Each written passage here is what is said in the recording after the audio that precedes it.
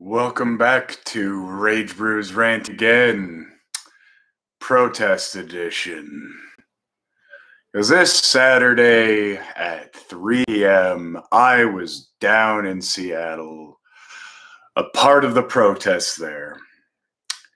If you want to find me in the crowd, I'm the one holding the really tall sign that says "No Justice, No Peace," and a yellow rain vest with an orange safety suit with reflectors on it. Front line, baby, front line.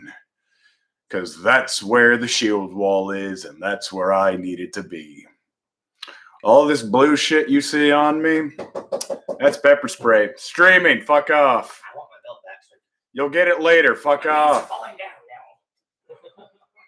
Scotty, one of the folks who came and picked me up, God bless his soul, but he can fuck off right now, I'm busy. Because when I went down there, I got there before 3, about 1:30. I joined the street marches, going up and down Seattle, making our way to, Edmonds Park? I think that's the name of the place. And, well, I got smoker's lung. I can't keep pace with them all, so I got to a point where I just stopped following and started just standing at a street corner, waving my banner. Got some honks, got some hell yes, threw up the horns, because rock on. And then I heard someone saying that they're throwing tear gas up there. They're throwing flashbangs up there. It begins. So I march my happy ass all the way up to the park, and I find where the front line is. Excuse me, front line coming through. Excuse me, front line coming through. Excuse me, front line coming through. Making my way forward. Until I got there. Wall of bikes. The wall of guys in bike gear stand behind them. All right. Hi there. How you doing? Why are you here?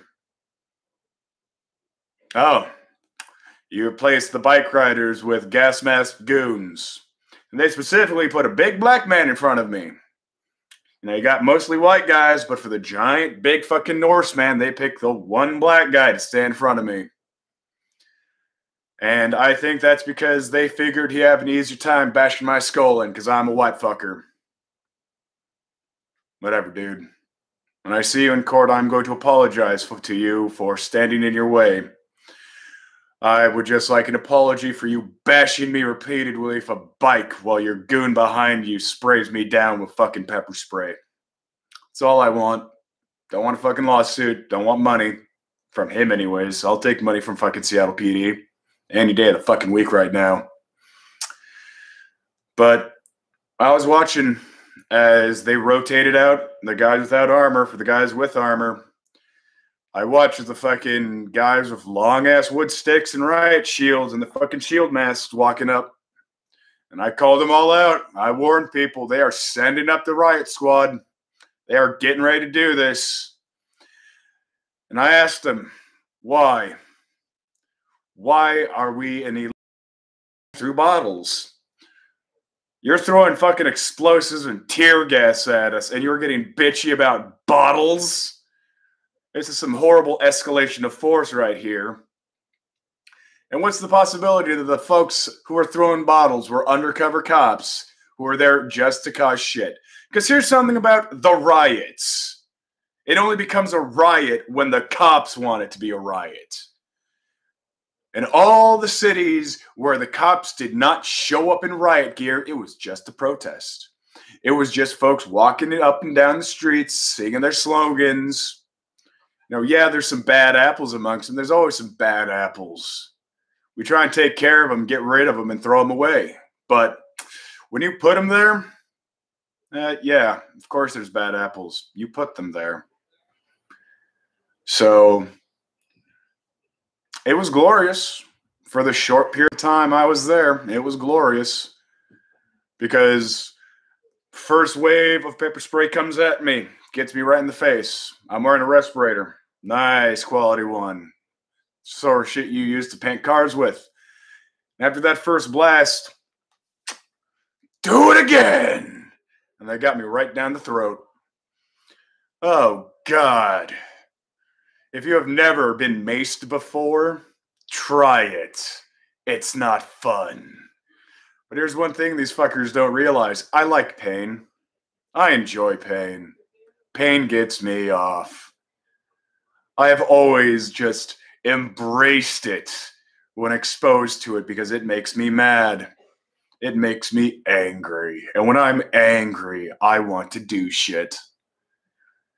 But I didn't fight. Nope. I just stood there. I remember them grabbing my sign and trying to wrench it from my hands, and I didn't want to let go. I paid for that stick. That was an expensive stick, like $30. It was a 9-foot dowel from Lowe's. I didn't want to lose that.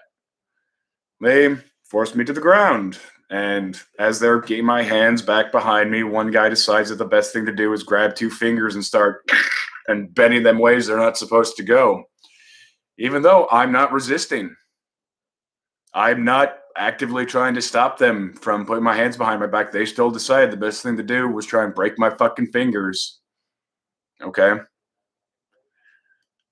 I got hefted off the ground, blind, gasping for air, ordered to move, unable to breathe because I just took a stream of pepper spray down the lungs. So that happened. They threw me. Well, they didn't throw me. They relegated me to some other officer and shuffled me off behind enemy lines, because that's what they are. They are behind enemy lines. And got water down my eyes. Whichever cop did that was a fucking saint. He didn't have to, but he did anyways.